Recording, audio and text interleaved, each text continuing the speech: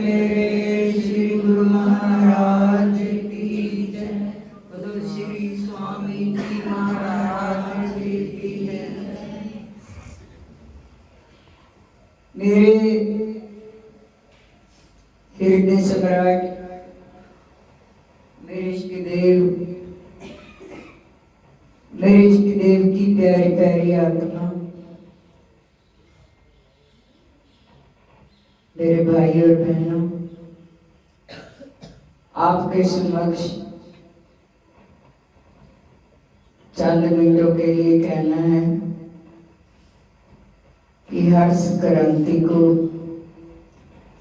हम श्री महाराज जी के चरणों में बैठकर मनाते हैं। एक महीने का नाम सुनने के लिए संतों के मुख से सुना जाए, इसलिए आते हैं। और कई मेरे भाई बहन इसलिए आते हैं कि जिंदगी का लक्ष्य मिल जाता है। देखना ये है कि अभी अभी जैसे हम वचन बोल रहे थे कि दिल चाहता है मेरे मालिक, मेरे इष्ट देव, तेरे को अपने पास बिठाकर देखता ही रह जाऊं, देखता ही रह जाऊं।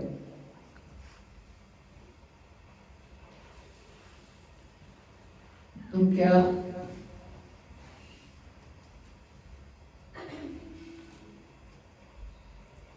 इतना अपने नजदीक पाकर उस मालिक को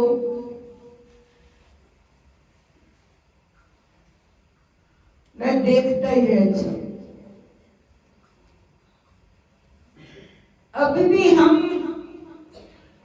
भूल में रहते हैं कि अपने शरीर को चलाने वाला तो मैं खुद हूं,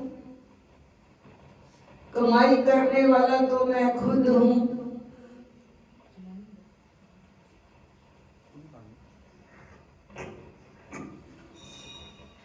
कमाई करने वाला मैं खुद हूं।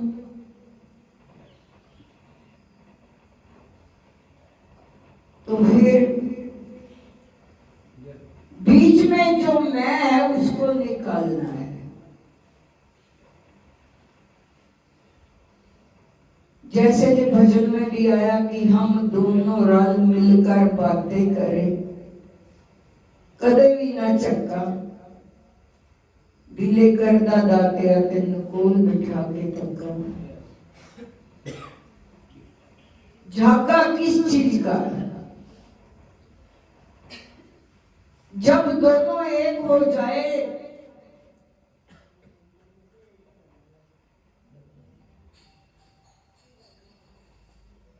तो झाका नहीं होना चाहिए।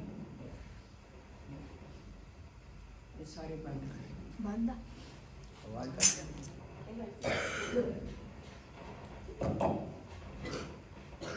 तो क्या इतना अपने भीतर जब हम उसको समझना शुरू कर दें तो उसकी प्रतीति होती है। जब तक प्रतीति ना हो तब तक प्रीति भी नहीं होती। जब भीतर उसको इतना बसा लेंगे तो उसके साथ प्रतीति होगी, वो प्रतीत होएगा। हमारे भीतर की वाक्या ही वो हमारे भीतर विराजमान है। फिर उसके साथ प्रीति होती है। जब प्रीति होती है तब भी भक्ति होती है। जब तक प्रीति ना हो ना तो भक्ति नहीं कहा जाता। इसका मतलब ये नहीं है कि सुबह उठकर चलो जी आरती पूजा की, जोत जगाई, आरती की, पूजा की, हमने सोच लिया हमने अपना कर्म धर्म कर लिया, बस मैंने आरती पूजा कर ली, भजन किया या ना किया कौन देखता है, मैं करता हूं या नहीं करता हूं। प्रीति के बगैर भजन नहीं होता।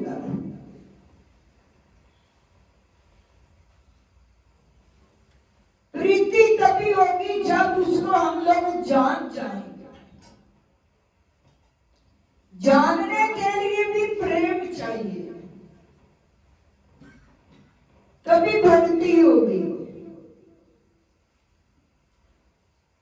उसको हम जिस दिन यह समझ लेंगे कि वो तो हमारे अंग संग है, मेरे भीतर जो शक्ति चल रही है उसी की वजह से चल रही है।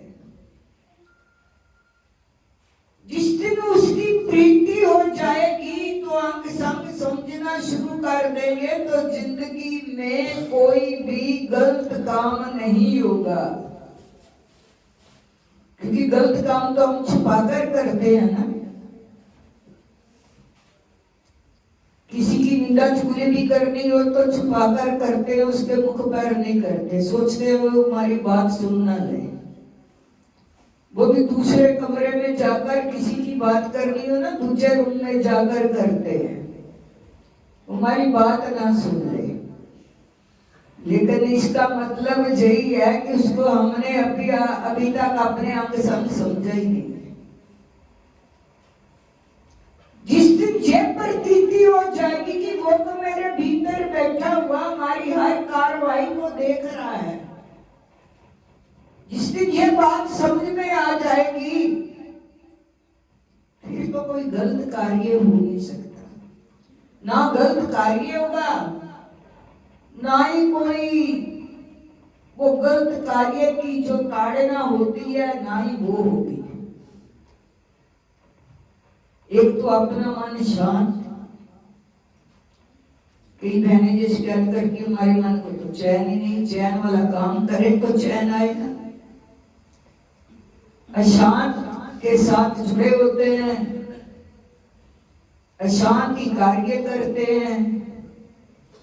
कई बार तो मेरे को इतनी तकलीफ हो जाती है, मैं भाई जी से भी बात करती हूँ, मेरा हृदय इतना अब पता नहीं कितना कोमल सा बन गया है, ना तो किसी का दुख देखा जाता है। वो गलत कार्य करता है तो वो भी मेरे से देखा नहीं जाता।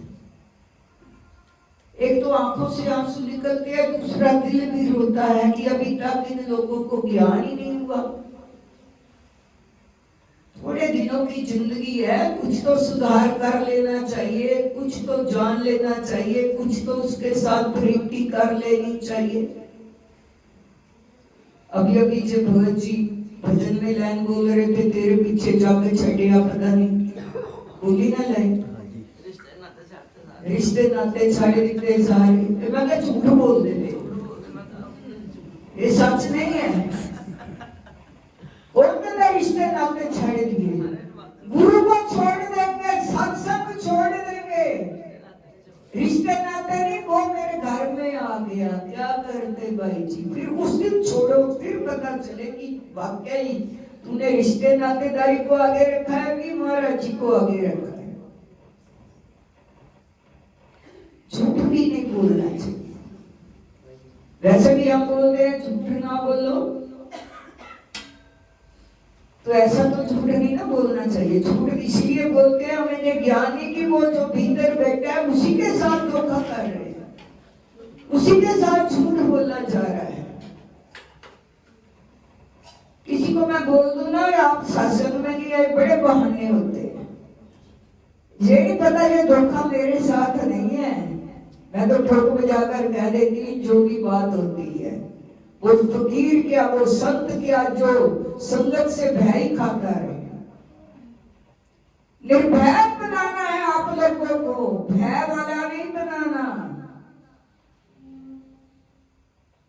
जब मैं बातें खोलने लगूं तो हमें लोग ये तो खोल दी ना बात सामने, अभी अभी ये मर्यादा में रहना पड़ता है। फिर भी डर जाते हैं हम लोग, मुझे रूठ ना जाए, कल को आएगा नहीं। भाई जी को मैंने बोला, कहते आप यदि बोलोगे ना उसने कल से आना नहीं, उसको ये नहीं पता ये गुरु भक्ति है, यहाँ पे मार भी पड़ती है, डांट भी पड़ती है।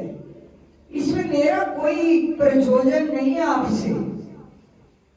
हम तो कहते हैं कि जो माने चोला मिला है, झूठ कपट छल छिद्र सब निकल जाए, खत्म हो जाए।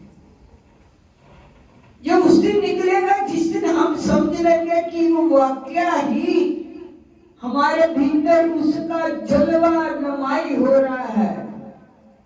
हम भूल चुके हैं। एक शिष्य अपने कोई भी कार्य व्यवहार करता था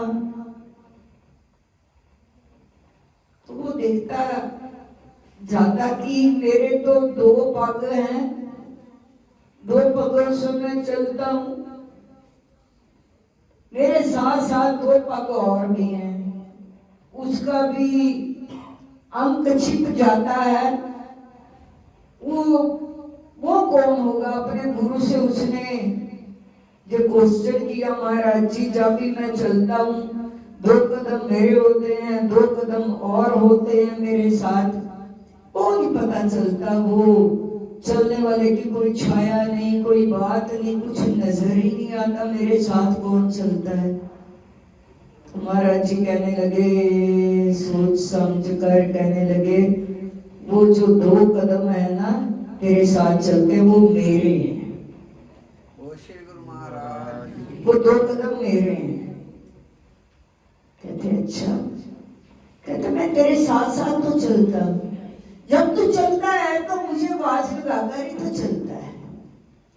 जब भी हम घर से कहीं निकले मैं हमेशा कहती रहती हूँ, आप श्री महाराज जी के सामने 2 सेकंड के लिए खड़े होकर ये प्रार्थना किया करो, महाराज जी चलो हमारे साथ चलो। कई भाई बहन मेरे को उलझने बताते, मैंने कहा आप उनको साथ लेकर नहीं चलते, साथ लेकर चलो तो उलझन तो आपको कुछ भी नहीं करना पड़ेगा, वो उलझन तो अपने आप ही सुलझ जाएगी, आपको नहीं कुछ करना पड़ेगा। आप 2 मिनट के लिए चलो महाराज जी, क्योंकि हम लोगों को आदत पड़ी हुई है तकलीफ देने की।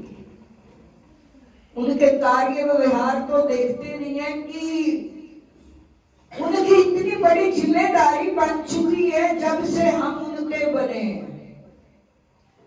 इतनी बड़ी जिम्मेदारी वो हर शख्स के साथ निभाते हैं, हम तो 1-2 रिश्तेदारों के साथ निभाते हैं। हर शख्स को माफ भी करता जाता है, निभाता भी चला जाता है।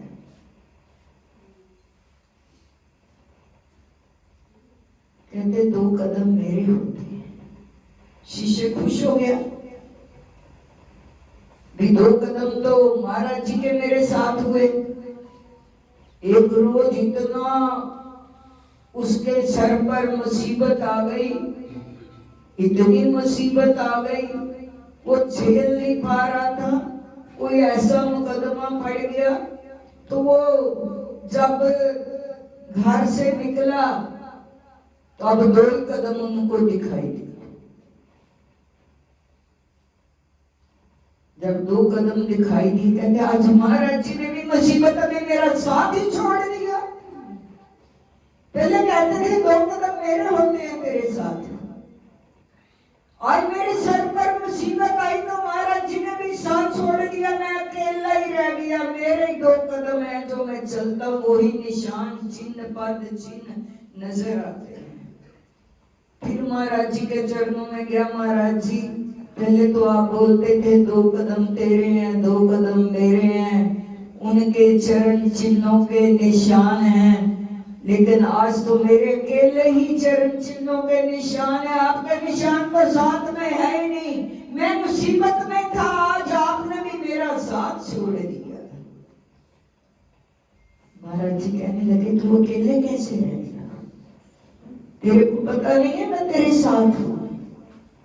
नहीं महाराज जी, कहते हैं जब कोई माता पिता अपने बच्चे को उंगल से पकड़ कर लेकर जाता है, देखता है पगडंडी जो है वह सीधी है, रास्ता जो है वो सरल है, रास्ता जो है वो साफ है, उंगली से लगाकर अपने बच्चे को वो रास्ते पर पैदल ही लेकर जाता है। लेकिन रास्ते में कहीं पर गंदी नाली आ जाए, कहीं पर गड्ढा आ जाए तो छोटे बच्चे को माँ या बाप अपनी गोदी में उठा लेता है। मेरा बच्चा जो है वो गड्ढे में गिर ना जाए, वो गंदगी में उसके पांव जो हैं वो ना लग जाए, गंदगी ना लग जाए। तूने देखा नहीं, तेरे को तो मैंने गोद में उठा रखा था, तूने मेरे केवल मेरे ही चरण चिन्हों से चल रहा था, मैंने तो तेरे को गोद में उठा रखा था। कहते जैसे माँ अपने बच्चे को गोद में उठा लेती है, जब भी मुसीबत आती है, मुसीबत की घड़ी आती है, महाराज जी अपने बच्चे को गोद में उठाकर चलते हैं। मेरा बच्चा कहीं गिर ना जाए, मेरा बच्चा कहीं डोल ना जाए, इतनी उसकी रहमत बरसती है। लेकिन उस रहमत की बरसात को हम लोग झेल ही नहीं पाते, हम लोग समझ ही नहीं पाते कि मेरे गुरुदेव क्या कर रहे हैं। तो कहने लगे उस वक्त मैंने तेरे को गोदी में उठा रखा और तेरे चरण चिन्ह नहीं थे, वो जो केवल एक ही चरण चिन्ह चलते थे वो मेरे थे। तो गुरुदेव तो ऐसे अपने बच्चों की रक्षा करते हैं, सुरक्षित रखते हैं, कहीं गिर ना जाए। और कई मेरी बहनें ऐसी भी बीच में बैठी होंगी जिन्होंने वाकया ही श्री स्वामी जी महाराज जी के ऐसी कृपा, ऐसी रहमत को जाना होगा, उसकी प्रतीति की होगी। उसकी भक्ति करने के लिए हमारे पास टाइम नहीं है, वो भक्ति करनी उसके ऊपर एहसान नहीं है। वो हमारे जीवों को कल्याण का मार्ग बताते हैं। इस मार्ग पर चलकर आप सही ढंग से अपने जीवन यापन कर सकते हैं। तो ऐसी हमारे जिंदगी में भक्ति होनी चाहिए, और साथ साथ में जब भक्ति होगी तो शक्ति भी मिलेगी। कई लोग बोल देते हैं हमारे पास इतनी ताकत नहीं है, शक्ति नहीं है। मैं कहती हूँ शक्ति मिलती है, हमारे भीतर वो ताकत नहीं भक्ति करने की। हम आलसी जीवन, परमात्मी जीवन इतना जीते हैं जैसे आपके पास कोई चीज पड़ी हुई हो, आपको जरूरी है उठानी, आप सोचोगे 5 मिनट के बाद उठा लेंगे, 10 मिनट के बाद उठा लेंगे, अभी तो यहीं पर बैठे हुए हैं, अभी ये कार्य अभी कर लेंगे। इसको कहते हैं आलसी, प्रमाद। आलसी और प्रमाद में जैसे वक्त बीतता चला जाता है, जिंदगी का बहुत बहुमूल्य जो कीमती टाइम है वो निकल जाता है। इसी तरह भजन भी हम लोग आलसी जीवन इतना जी रहे हैं, इतना जी रहे हैं, मेरे को समझ नहीं आती। जो बहनें मेरे सामने बैठी हैं, सामने माइक की आवाज पड़ती हूँ, मैं कितनी बार कहती हूँ उस आवाज को सुना मत करो। वो आपकी जिंदगी का एक मेन रोल जो है वो चलता है। तो अपनी जिंदगी को सही समझने के लिए प्रमाद से भी ऊपर उठ जाएं, अहंकार से भी ऊपर उठ जाएं। ये कुछ पलों के लिए, कुछ क्षणों के लिए, आपको उम्र चाहे बहुत बड़ी लगती हो लेकिन होती है कुछ पलों, कुछ क्षणों की। जब भी जिंदगी में कोई जीवन में ऐसा समय आता है, संत गुरु को याद करो, उसकी महिमा, उसकी रहमत, उस बरसात को इतने ढंग से ले लो, इतने भीग जाओ, इतने भीग जाओ कि आपको जीवन का एक रस मिल जाए, एक आनंद मिल जाए। उस आनंद में अपने आप को इतना डुबो दो कि फिर वो आनंद आपसे छीन ना पाए। बोल साचे दरबार की जय, बोलो श्री स्वामी जी महाराज की जय। बेको का महीना सबको सुख शांति का चढ़े, सब पर श्री महाराज जी की कृपा बरसे, सभी उसी बरसात में भीगते रहें। ये आप बहुत भाग्यशाली हैं जो श्री महाराज जी के चरणों में बैठकर महीने का नाम सुनते हैं। बोल साचे दरबार।